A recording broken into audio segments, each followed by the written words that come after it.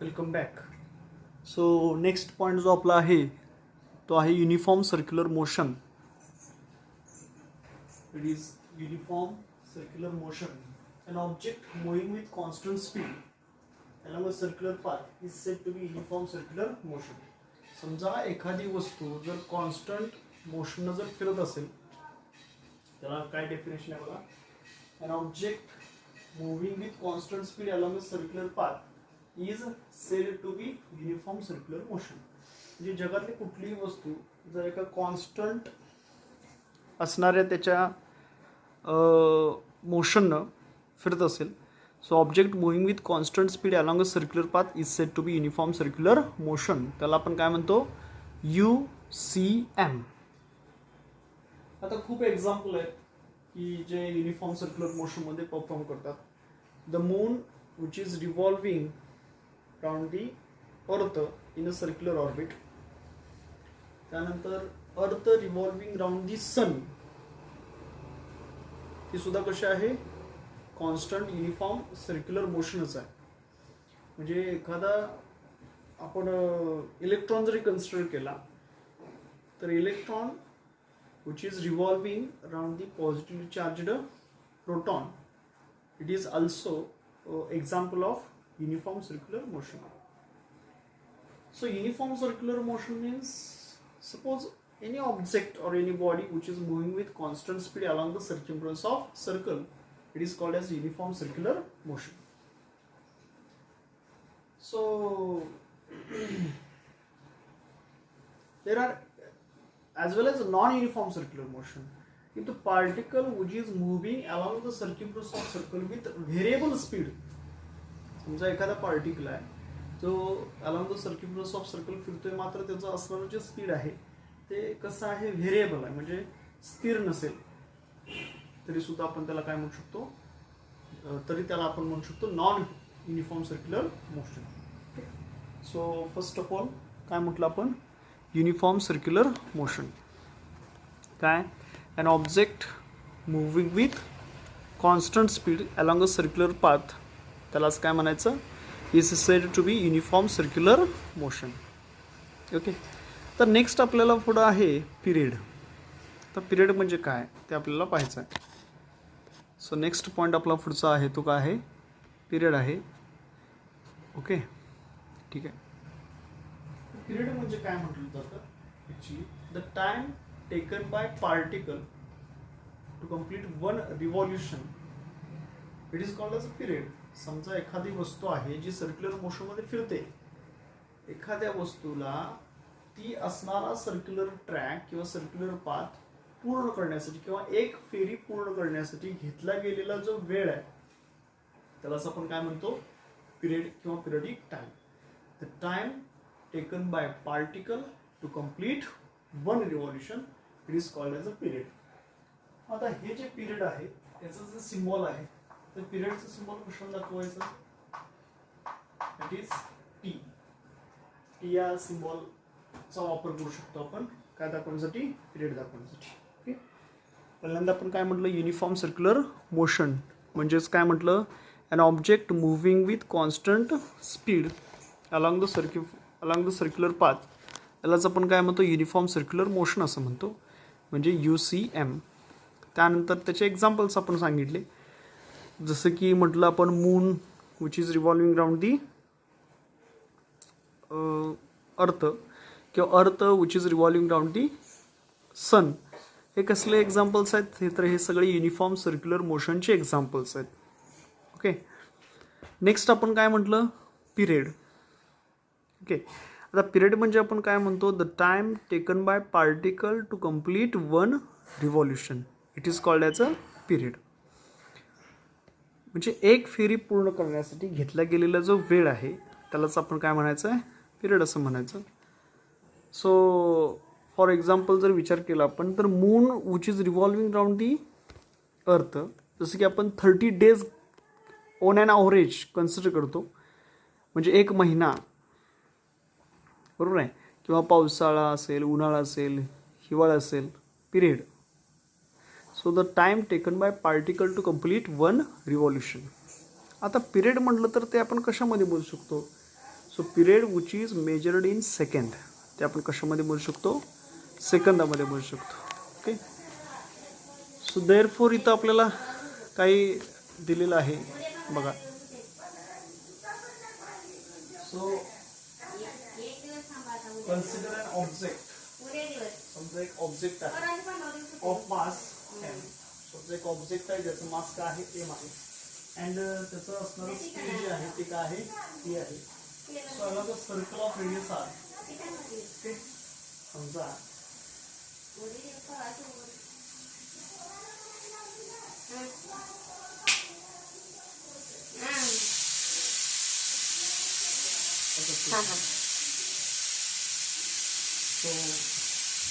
काय आहे बघा, consider an object of mass M.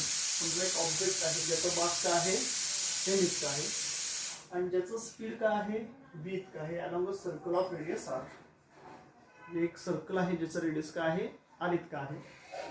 So therefore it's periodic time t is equal to travel distance by that particle per unit its velocity. So therefore t is equal to 2 pi r upon v.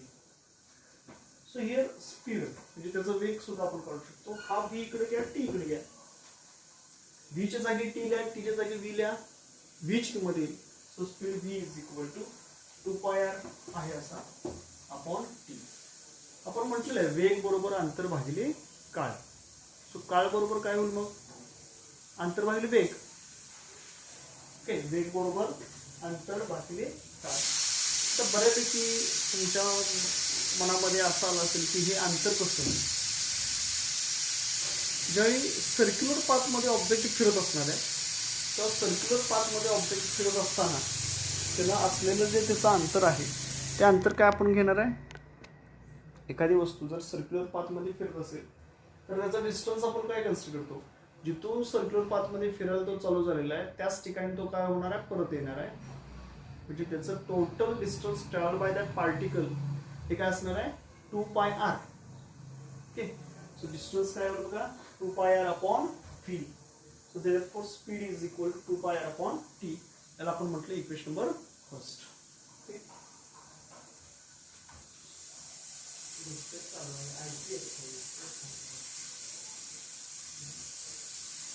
So distance critic time t is equal to काय ना 2 pi r upon t. So speed v is equal to 2 pi r upon t. त्याला आपण काय म्हणू? Equation number first. Okay. काय काय बघितलं बघा. फर्स्ट ऑफ ऑल आपण पिरियड बघतो. आता पिरियड म्हणजे काय म्हटलं? The time taken by particle to complete one revolution. Okay. So consider an object एखादा असेल ज्याचं मास त्या ऑब्जेक्टचं यम इतकं असेल. म्हणजे छोटा एखादी वस्तू आहे जी वर्तुळाकार मार्गाने फिरते ज्याचं मास यम आहे.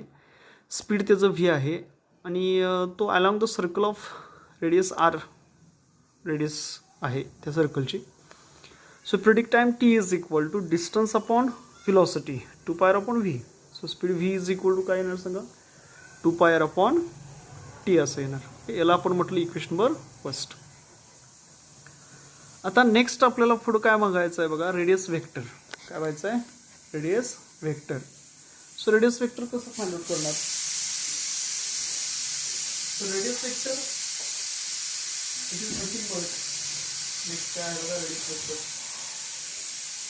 Radius vector that is the line joining from center of circle to the position of particle. Radius vector म्हणजे काय म्हणतो आपण? The line joining from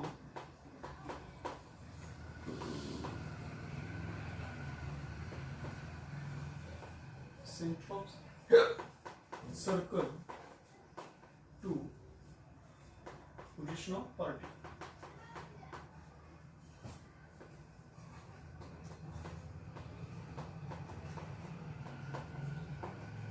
It's called radius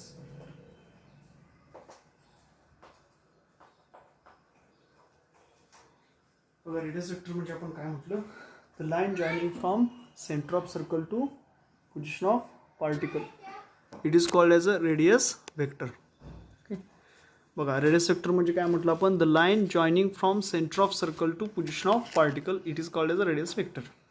तर याच्यामध्ये समजा फॉर एक्झाम्पल आई जर बाहेर झालं, समजा हा जर एखाद्या सेंटर आपण कन्सिडर केला आणि समजा या सर्कलमधून जर एखादी वस्तू फिरत असेल, एखादा ऑब्जेक्ट जर फिरत असेल, तर आपण काय म्हणणार आहे, तर समजा रिस्पेक्टिव्ह पार्टिकल समजा या पी या ठिकाणी, तर ओ टू पी हे आपण काय केलं, जॉईन केलं. काय जॉईन केलं, ओ टू पी जर जॉईन केलं, so the line joining from centre of circle to position of particle, it is called as a radius vector. So हा जो रेडियस वेक्टर आहे तो आपण कशा दाखवू शकतो, R bar is equal to O P bar. म्हणजे जे आपण त्याच्यामध्ये असणारे जे काही रेडियस घेणार आहे, ते रेडियस म्हणजेच काय असणार आहे, त्याचा असणारा पार्टिकलचं पोझिशन आणि त्याचा असणारा centre. So it is called as a radius vector. म्हणजेच काय, the line joining from centre of circle to position of particle, it is denoted by R bar. Okay, this radius vector which is directed away from the center of circle, radius vector ची direction ही कुठे आहे, centre of circle पासून बाहेरच्या बाजूला आहे. आणि ते radius vector कसं आहे, रेडियसची किंमत व्हॅल्यू सेम आहे, सेम मॅग्निट्यूड आहे. सो नेक्स्ट हे रेडियस वेक्टर नंतर आपला पुढचा जो पॉइंट आहे तो आहे angular speed. So therefore next point here angular speed.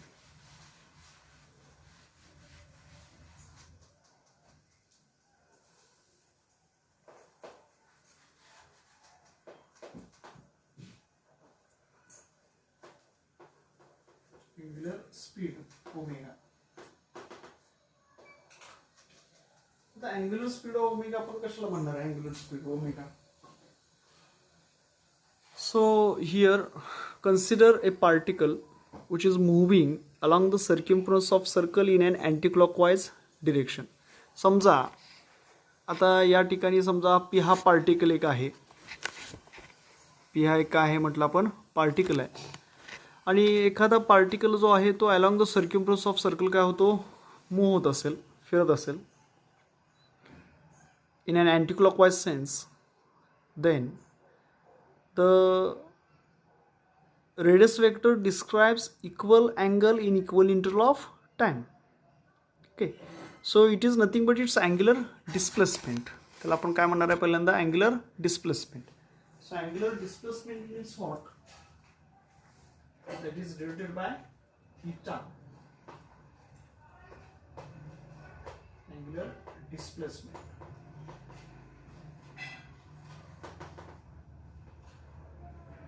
The angle described by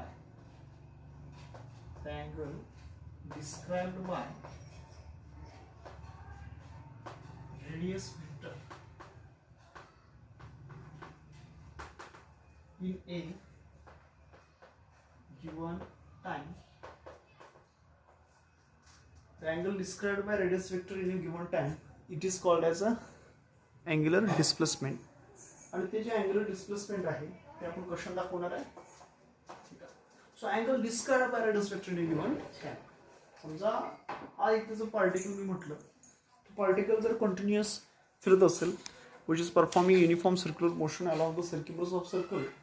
So therefore, here that is angle theta is equal to omega t. Theta is equal to omega t. आता हे कसं येतं काय ते आपण बघणारच आहे. So angle described by radius vector. Radius vector means the line joining from center of circle to the position of particle. आणि हा radius vector जो angle describe करतो त्यालाच आपण काय म्हणतो, angular displacement, which is denoted by theta. The angular displacement which is measured in radian, हे angular displacement जे आहे ते आपण कशामध्ये काउंट करतो, तर which is measured in radian मध्ये आपण त्याला मोजतो. नेक्स्ट पुढचा जो आपला पॉइंट आहे तो आहे angular speed omega. So angular speed omega कसं असणार आहे, कसं फाइंड आउट करणार, so the rate of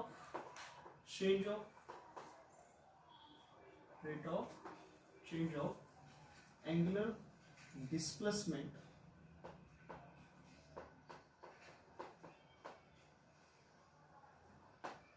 with respect to time.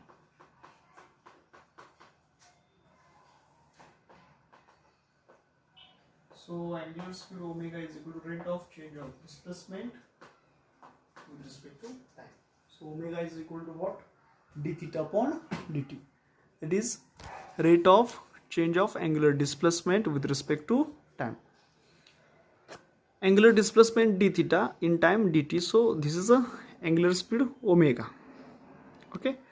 तर ओमेगा कशामध्ये काउंट करणार, ह्याचे असं युनिट काय असणार आहे?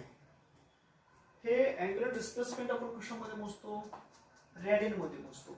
आणि टाइम कशामध्ये मोजतो? सेकंड मध्ये. So radian per second is it's SI unit. तर त्याचं एसआय युनिट काय असणार आहे? Radian per second. Okay. So this is a angular speed.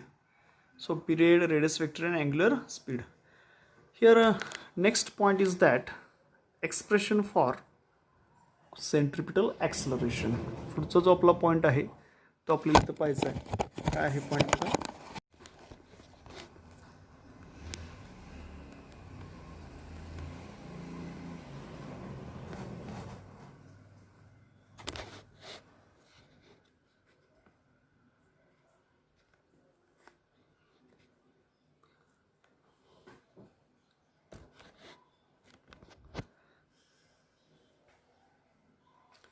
तर नेक्स्ट जो पॉईंट आपला आहे तो आहे एक्सप्रेशन फॉर सेंट्रिपिटल ॲक्सलरेशन. तर पहिल्यांदा आपल्याला इथं काय करावं लागेल? सेंट्रिपिटल ॲक्सलरेशन म्हणजे काय ते आपल्याला आधी माहिती पाहिजे. कशाला म्हणायचं सेंट्रिपिटल ॲक्सलरेशन? ओके. त्याआधी आपण काय करू समजून घेऊ आणि त्यानंतर पुढे जाऊ.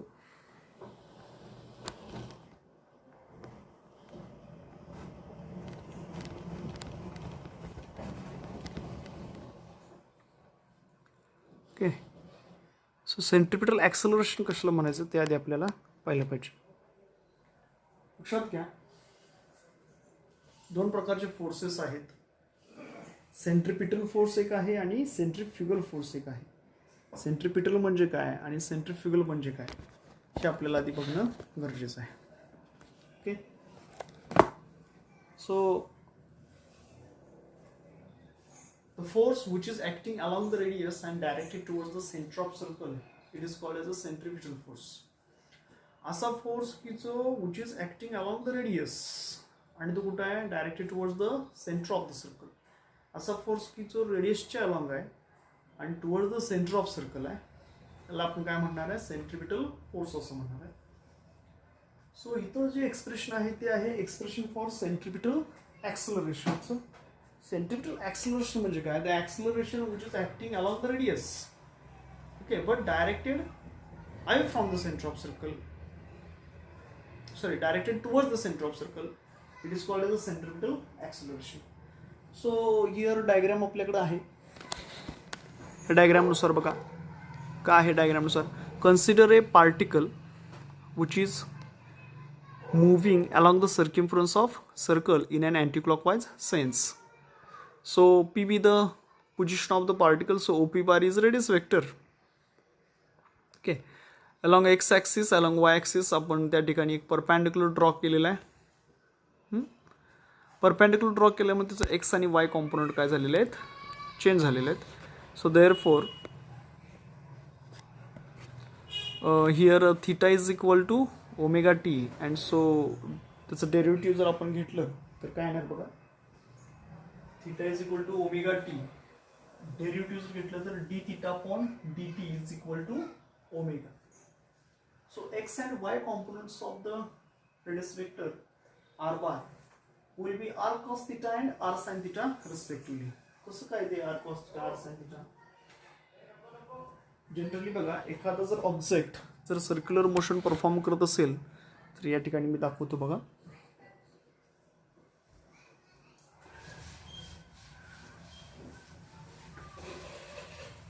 तुमचा एखादा ऑब्जेक्ट आहे, पार्टिकल आहे आणि तो काय करतोय? सर्क्युलर मोशन परफॉर्म करतोय. And the particle performing circular motion along the circumference of circle in an anti-clockwise sense, घड्याळाच्या काट्याच्या विरुद्ध दिशेने जर समजा तो फिरत असेल आणि तो फिरत असताना समजा at a point particle P या ठिकाणी आला, तर मी इथून इकडे काय करतो, त्याच्यावरती एक परपेंडिक्युलर ड्रॉ केला, इथून इकडे परपेंडिक्युलर ड्रॉ केला, हा आहे एक्स ॲक्सिस आणि हा आहे वाय ॲक्सिस.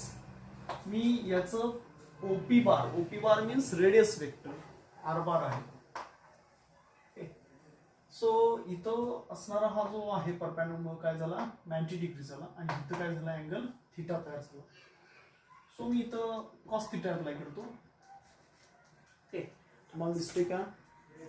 ठीक आहे, त्या ठिकाणी मी कॉस थिटा अप्लाय करतो. So cos theta is equal to काय होईल सांगा, cos theta is equal to adjacent side upon hypotenuse. Hypotenuse म्हणजे काय आहे, radius vector. So therefore x is equal to r cos theta. So x ची किंमत काय आली बघा, सो x ची किंमत आली r cos theta. ती इथे किंमत मी लिहितो. So x is equal to r cos theta. Okay, again मी इथं समजा sin theta अप्लाय केला, काय अप्लाय करतोय, sin theta अप्लाय करतो. So sin theta is equal to ते काय येते बघा, sin theta is equal to opposite sides that is y आहे अपॉन हायपोटेन्यूज काय आहे r. So y is equal to r sin theta. So y ची value येणार आहे काय, y ची value r sin theta. Same here x and y components of the radius vector. इथे सुद्धा आपण x आणि y कॉम्पोनंट त्या रेडियस वेक्टरचे फाइंड आउट केले. सो r बार त्या रेडियस वेक्टर r बार जो आहे त्याचे विल देन बी काय काय आले बघा, x component r cos theta आला का, r cos theta. ओके, आणि सेकंड वाय साठी कुठला आला बघा, वायची किंमत काय आली, आर साइन थिटा, म्हणजे वरची किंमत उभी. सो वायची किंमत किती आहे बघा, r sine theta respectively. Okay, so therefore it's position vector is given by. मग त्याचे असणारे जे पोझिशन वेक्टरच्या किमती आहेत ते आपल्याला इथं काय होतील, फाइंड आउट होतील. आणि ते पोझिशन वेक्टरची किंमत काय आहे बघा. So therefore it's position vector is given by R bar is equal to x i cap plus y j cap. r bar is equal to x I cap plus y j cap. x म्हणजे r cos theta, x म्हणजे काय, r cos theta, y म्हणजे r sin theta. So r cos theta ची किंमत omega t I cap plus r sin theta ची किंमत omega t j cap. Okay, तर त्याला आपण तिथं काय म्हणू, इक्वेशन नंबर फर्स्ट. काय काय म्हटलं आपण, कन्सिडर ए पार्टिकल काय करतोय, performing uniform circular motion along the circumference of circle in an anticlockwise sense. Let p be the position of that particle. So here we join the line O to P, that is radius vector r bar, and we draw perpendiculars from P on x axis and y axis. So therefore x component will be r cos theta and y component will be r sin theta. Here theta is equal to omega t. So d theta by dt is equal to omega. Derivative with respect to time, so time cancel, remaining only omega.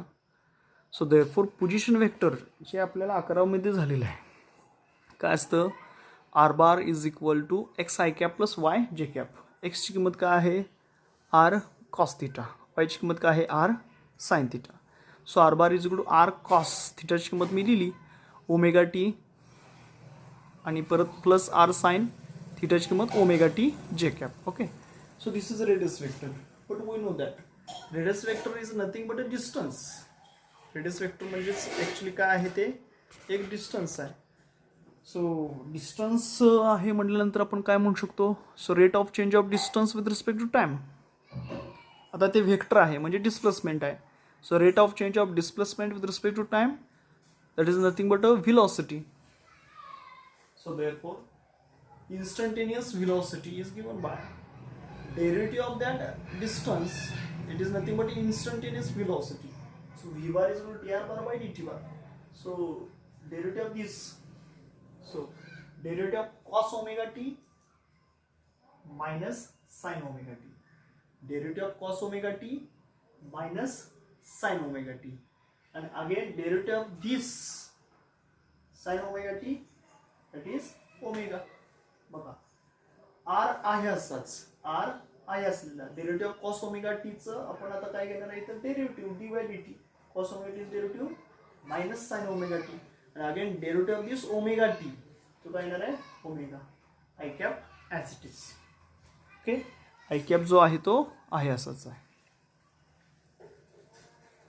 Plus sine omega टीचं derivative काय तर cos omega t sine omega टीचं derivative cos omega t again derivative of this omega t omega r r constant येतो तसंच थांबला j cap as it is.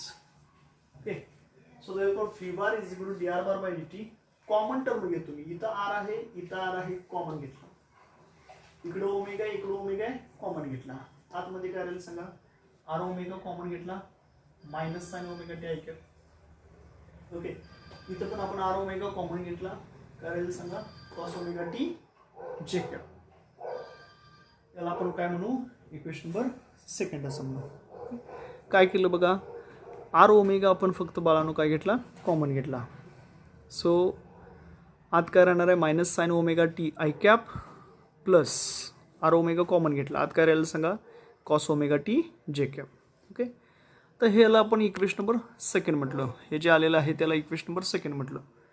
Next आपण काय करणार आहे here we have to find out the acceleration the rate of change of velocity with respect to time. त्याला काय म्हटलं जातं ॲक्सिलरेशन असं म्हटलं जातं the rate of change of velocity with respect to time.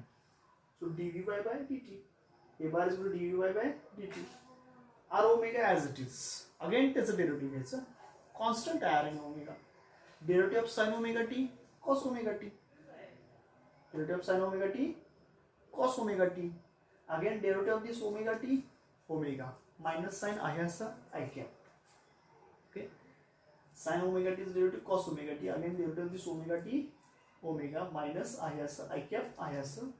Then आता इथं प्लस मायनस नंतर बघा देन इथं काय cos omega t derivative minus sine omega t आहे. Okay cos omega t derivative काय आहे मायनस साइन ओमेगा टी आहे. So therefore derivative of cos omega t minus sin omega t and again derivative of this omega t omega काय आहे बघा j cap.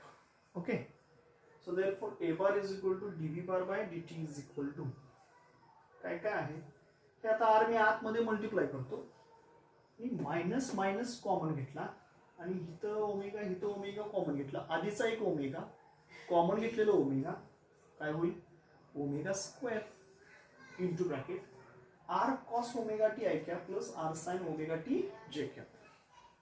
Okay काय केलं समजलं का ॲक्सिलरेशन बरोबर काय म्हटलं आपण ॲक्सिलरेशन बरोबर d v bar by d t. Okay r omega आहे असं साइन ओमेगा टीचं derivative cos omega t minus आहे असंच again derivative cos omega t omega so minus omega cos omega t i cap.